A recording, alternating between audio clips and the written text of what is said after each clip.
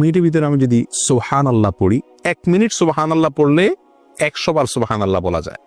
এটা পরীক্ষা করে দেখা হয়েছে, আপনি পরীক্ষা করে দেখতে পারেন।